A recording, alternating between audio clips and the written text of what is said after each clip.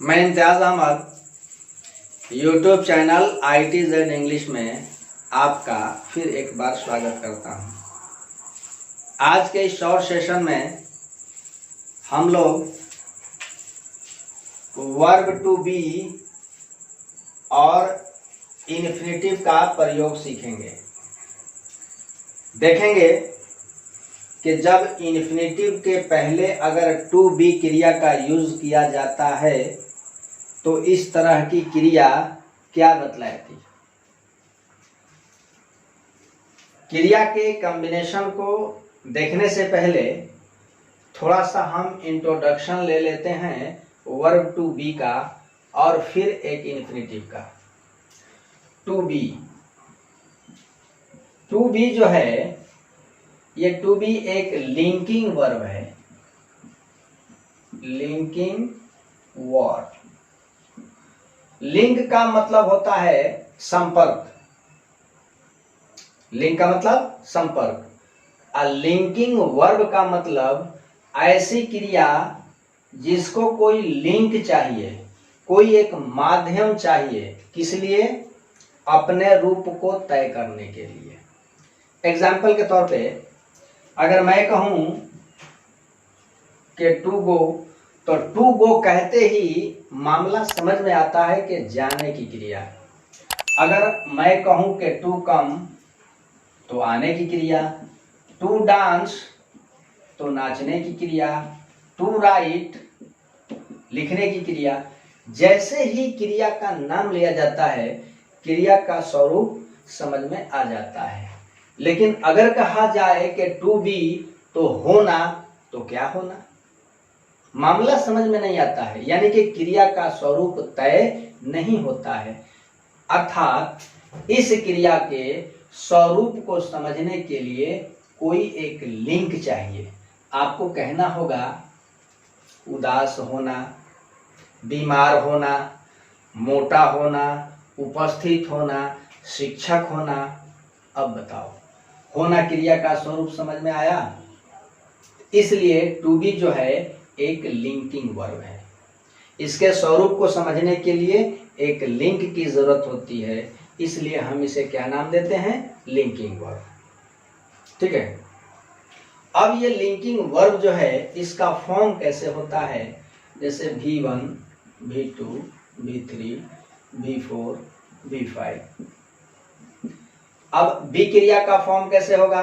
तो एक तो टू बी फुल इन्फिनेटिव हो जाएगी, एक बी बेयर इन्फिनेटिव हो जाएगी। अब फॉर्म चला लेते हैं, B, was, been, being.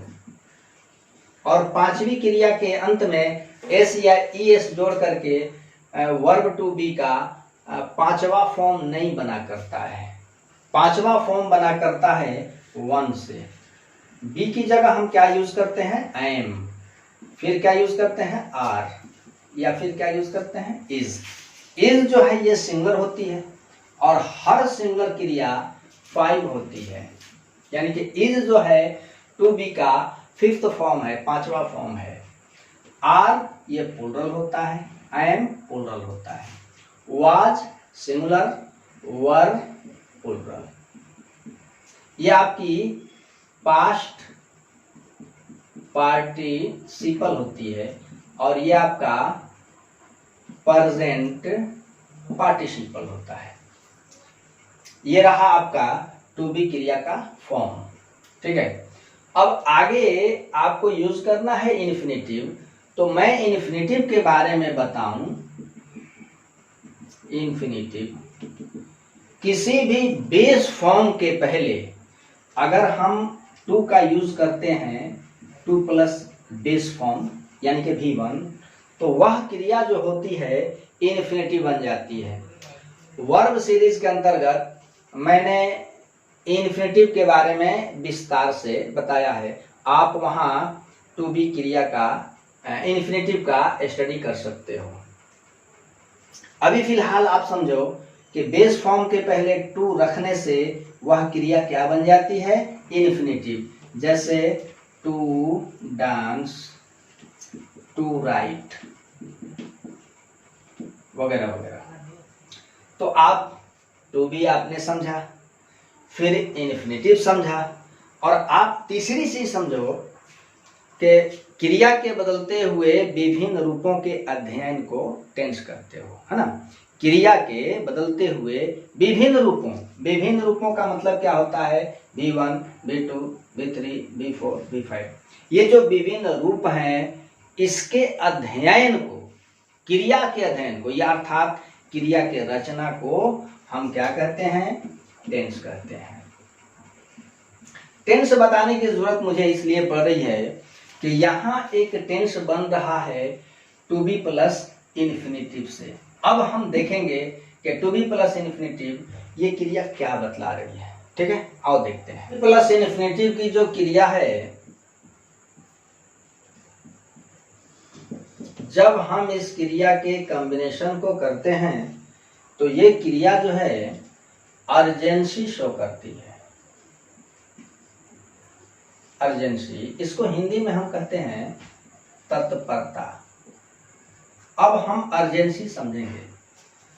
Urgency का मतलब होता है कि एक्शन जो है तुरंत होने वाला है, बहुत जल्द ही। हालांकि ये जो सेंटेंस होगा प्रेजेंट होगा, क्रिया जो होगी प्रेजेंट की होगी, लेकिन उस क्रिया का संपादन आने वाले समय अर्थात फ्यूचर में होगा, लेकिन तुरंत होगा। अब 2-4 वर्षों के बाद नहीं, बल्कि प्रेजेंट के जस्ट बाद आपकी क्रिया होगी। अगर क्रिया के अंदर ये पता हो रहा हो कि आने वाले समय में फला क्रिया तुरंत होने वाली है, जस्ट नाउ होने वाली है, तो उस तरह की क्रिया को हम अर्जेंसी कहेंगे, है ना, तत्परता कहेंगे। तत्परता का मेरा मतलब है कि क्रिया तुरंत होने वाली है। जैसे एग्जाम्पल के तौर पे मैं एक हिंदी का सेंटेंस रख लेता हूं, जैसे रोगी मरने वाला है, या रोगी मरने को है।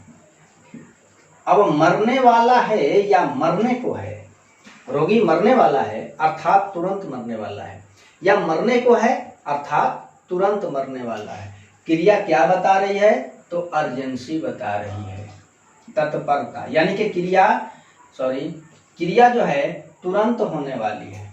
और याद रखो कि अगर क्रिया तुरंत होने वाली हो, है ना, थोड़ी देर के बाद, तो उस तरह की क्रिया को हम क्या समझेंगे, क्रिया क्या बता रही है, तो अर्जेंसी।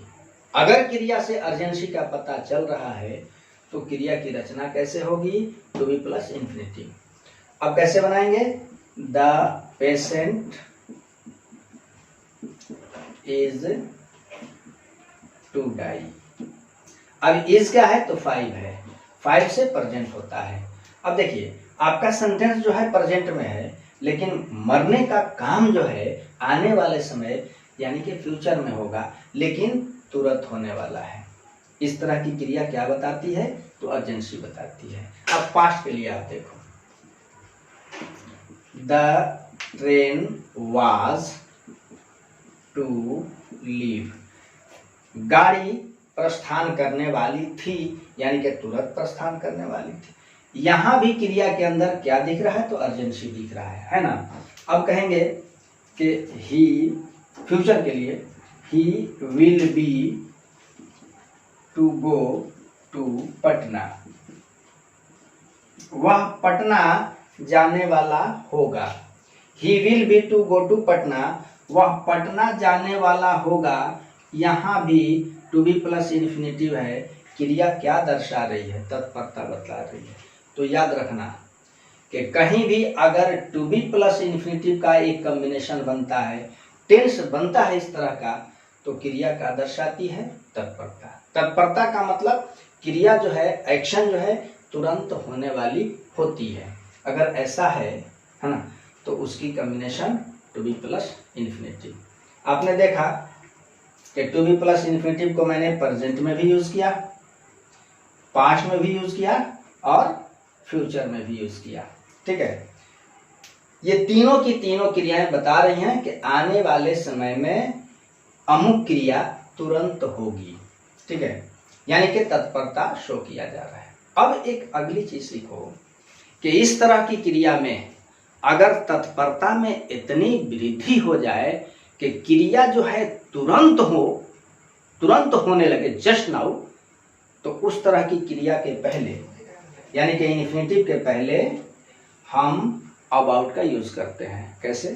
एग्जांपल में देखो, अगर क्रिया की तत्परता में वृद्धि हो जाए तो हमारा सेंटेंस होगा रोगी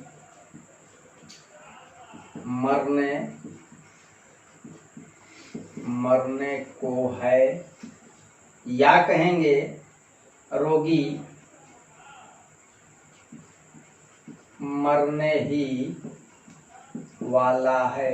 अब देखिए, मरने को है या मरने ही वाला है, जस्ट नाउ, तो अर्जेंसी में वृद्धि हुई।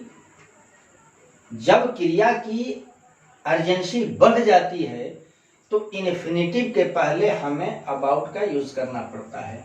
कैसे बनाएंगे? The patient is about to die, the train was about to leave।